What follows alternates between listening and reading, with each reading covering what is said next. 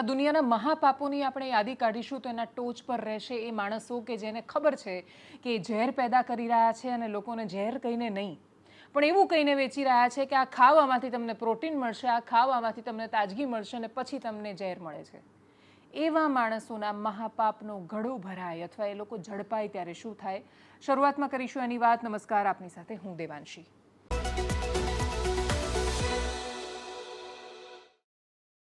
તંબાકુ વેચતા માણસો છે ઉપર ધમકી લખીને આપે છે, ચેતવણી લખીને આપે છે કે જુઓ આ તમે ખાશો તો તમને ઝેર મળશે ને તમને આવી રીતે કેન્સર થઈ જશે. પનીર આપણે ખાઈએ ત્યારે લોકો એવું કહે છે કે તમને પ્રોટીન મળશે. તમે જ્યારે ઓઇલમાં તળેલું ખાઓ છો ત્યારે કોઈ કહેતું જ નથી કે પામ ઓઇલથી બનેલું છે. પણ એની એ પરાકાષ્ઠા શું કે જે ઝેર છે એ નકલી બનાવે.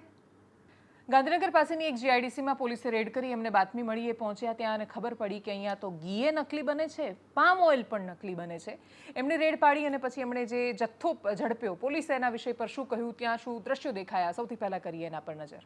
આ ફેક્ટરી માટે પોલીસને જાણકારી મળે કે ત્યાં મિલાવટના અમુક ખાદ્ય પદાર્થો બનાવવામાં આવે છે, જેમાં ઘી પણ સામેલ છે અને મિલાવટી પામ ઓઇલ પણ બનાવવામાં આવે છે.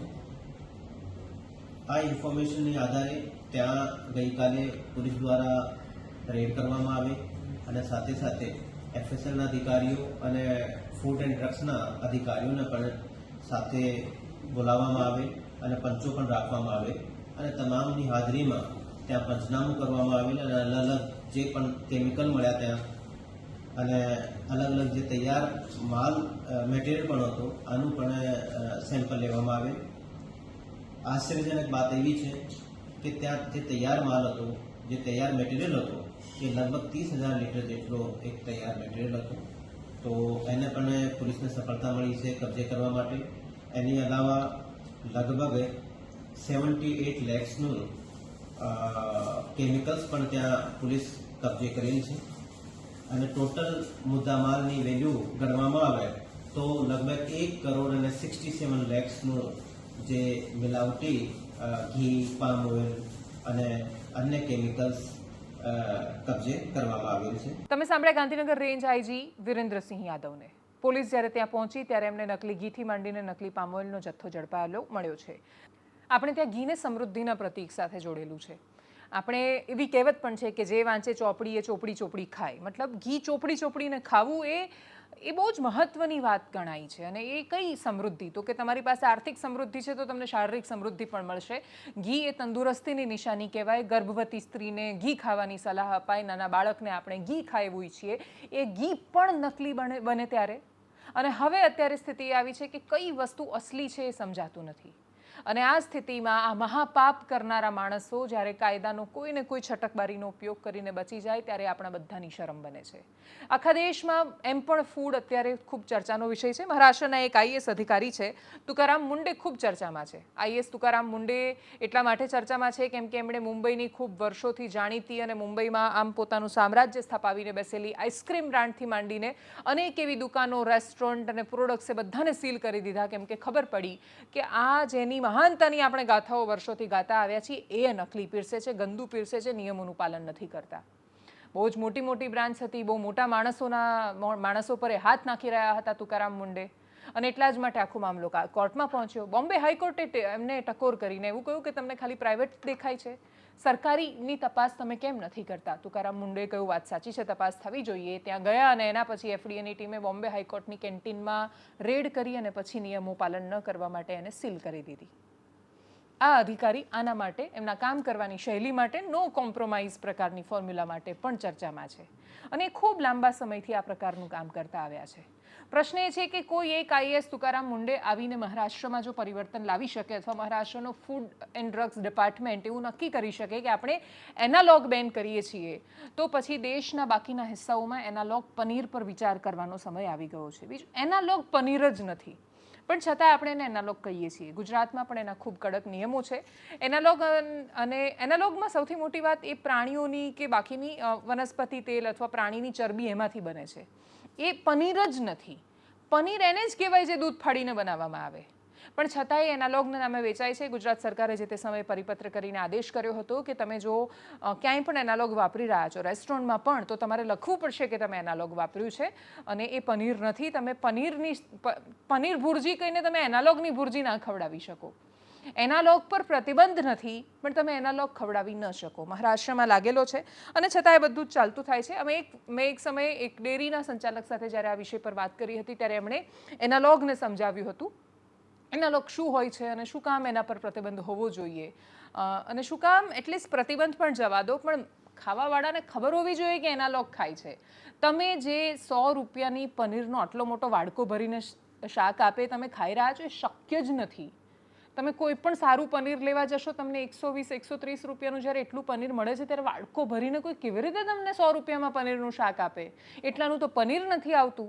એમાં એડ કરવાની ગ્રેવી, એમાં બાકીનો વપરાતો સામાન, એનો પોતાનો પ્રોફિટ, દુકાનનું ભાડું, માણસનો પગાર, એ બધું ક્યાં ગયું?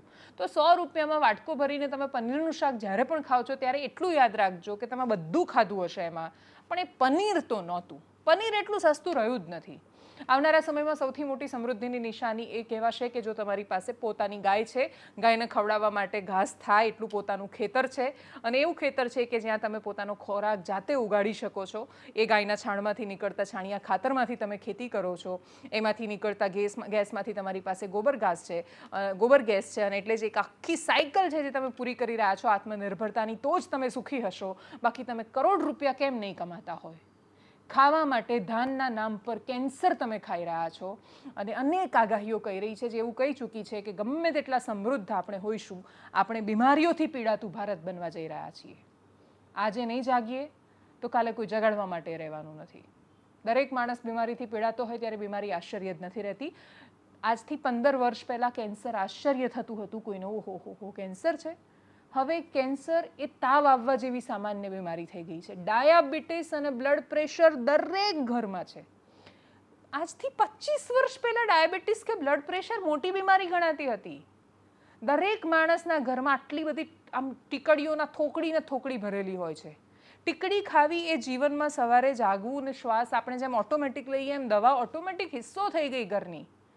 હવે સબસ્ક્રિપ્શન લેવા પડે છે મેડિકલ સ્ટોરના.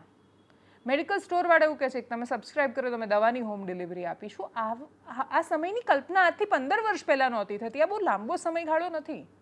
અને એટલે તમે થોડા એક સેકન્ડ માટે આ દોડતી ભાગતી જિંદગીમાંથી બ્રેક લઈને વિચાર તો કરો કે જેની પાસે કશું જ નહોતું ને ટેકનોલોજી નહોતી ને માણસો જે બહુ મહાન નહોતા ને બહુ ભણેલા નહોતા, પણ 80 વર્ષે એ 30 વર્ષે કે 40 વર્ષે આટલી દવાઓ નહોતા ખાતા.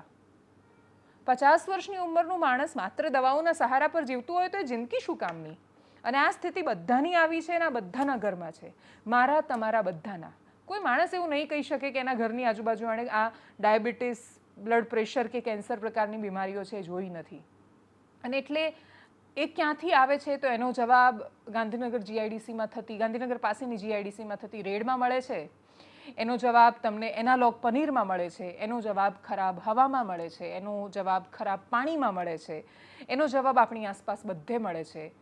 અને એ માણસો કે જે આ બધી ફેક્ટરીઓ ચલાવી રહ્યા છે એ પણ નથી સમજી રહ્યા કે એ શું કરશે કરોડો કમાઈને. કેમ કે એ કોઈકને પનીર ખવડાવે છે તો કોઈક એમને ચીઝ ખવડાવશે. આ ચક્રવ્યૂહમાં કોઈ બાકી નથી રહેવાનું ને એટલા જ માટે જો તમે એવું ઈચ્છો છો કે તમે ભારતમાં બીજું કશું નહીં પણ આપણું ભારત નિરોગી રહે અને આપણા બાળકો આ બીમારીઓથી ન પીડાય, આપણે બાળકોને બીમારી તો નથી જ આપવા માગતા ને, તો આ વિષયની ગંભીરતાને સમજીને આ પ્રકારની ફેક્ટરી તમે અત્યાર સુધી ચલાવી હોય તો કૃપા કરીને બંધ કરી દેજો. બાકી આ ભવિષ્ય તમને માફ નહીં કરે અને એટલું બધું પાપ લાગશે. પેલા સુરતવાળા કાકા કહેતા ને સ્ટીલના કીડા પડશે કે પ્લાસ્ટિકના કીડા પડશે ને કેટલા બધા પ્રકારના કીડા આવ્યા. એ પ્રકારના શબ્દો કે એની અતિશયોક્તિમાં નથી જવું મારે, પણ મને એટલી ખબર છે કે એ ફરીને આપણા ઘરમાં આવે છે અને એટલે જ આ રોકવું પડશે. આગળ વાત કરીએ એક એવી પત્રકાર પરિષદની જેના પર આજે આખી દુનિયાની નજર છે. 5 ઓગસ્ટનો દિવસ છે.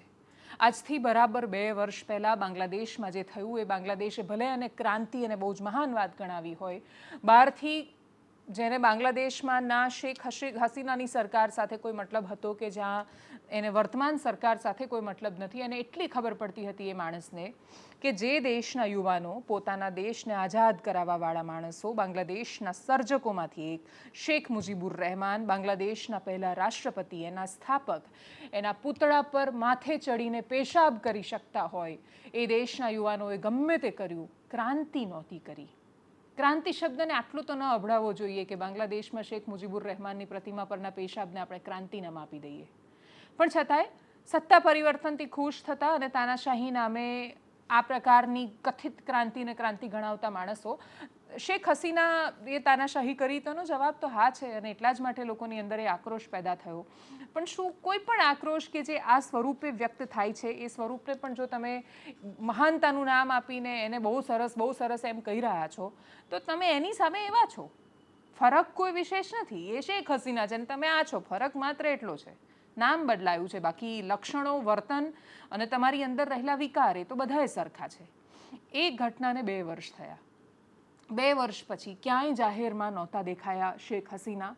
ક્યાં હતા એ બધે પ્રશ્ન હતો, અને જવાબ ભારત સુધી હતો કે ભારતમાં હતા, સંરક્ષિત હતા. ભારત સરકારે શેખ હસીનાની પત્રકાર પરિષદ પર આપત્તિ નથી વ્યક્ત કરી. શેખ હસીના 2 વર્ષ પછી પહેલી વાર જાહેરમાં દેખાવાના છે. ભારતમાં પત્રકાર પરિષદ કરી છે એમણે. સાંભળીએ એમણે શું કહ્યું. It's an honor for me to be with you. Thank you, and thank you for everybody who present here or who are listening. Distinguished journalists, members of the Foreign Correspondents Club of South Asia, respected guests, friends of Bangladesh, ladies and gentlemen, Assalamu alaikum. I thank the Foreign Correspondents Club of South Asia for giving me the opportunity to speak to you. I also thank the journalists who continue to follow events in Bangladesh with seriousness and courage. Journalism has a duty to seek truth, especially when power tries to hide it. In difficult moments of history, that duty becomes even more important. Today, I speak not only as someone who had the honor of serving Bangladesh 5 times as a Prime Minister, but also as the daughter of the father of the nation, Bangabandhu Sheikh Mujibur Rahman. I speak as someone who has spent her life with the people of Bangladesh. I was forced away from my country, but I was never separated from my people. Before I speak about the present crisis, I pay my deepest homage to the father of the nation, Bangabandhu Sheikh Mujibur Rahman, to the Saline national leaders, and to the 3 million martyrs of our war of liberation. I also remember with profound grief and members of my own family, whom I lost on 15th August 1975. ક્રાંતિ બહુ પવિત્ર શબ્દ છે. એ ક્રાંતિ જે ભગતસિંહના વિચારોમાં હતી, એ ક્રાંતિ જે ગાંધીના વિચારોમાં પણ હતી, એ ક્રાંતિ કે જે સંયુક્ત રૂપે દરેક વ્યક્તિના મનમાં રહેલી છે, એ ક્રાંતિ કે જે દેશને પ્રેમ કરતા શીખવાડે છે, એ ક્રાંતિ જે રાષ્ટ્રને વફાદાર રહેતા શીખવે છે, એ ક્રાંતિ કે જે રાષ્ટ્રની મહાનતા માટે સપના જુએ છે, એ ક્રાંતિ નહીં જે રાષ્ટ્રના નિર્માતાઓની પ્રતિમા પર માથે ચડીને પેશાબ કરી શકે. એને ક્રાંતિ ન કહેવાય. એવી ઉપાધિઓ આપવાથી પણ બચીએ અને એવી ક્રાંતિથી પણ બચી શકીએ એવી અપેક્ષા સાથે એનાલિસિસમાં અત્યારે બસ આટલું જ. જો આપ અમને યુટ્યુબ પર જોઈ રહ્યા છો તો સબસ્ક્રાઇબ કરો, ફેસબુક પર જોઈ રહ્યા છો તો ફોલો કરો, વિડીયોને શેર કરો. નમસ્કાર.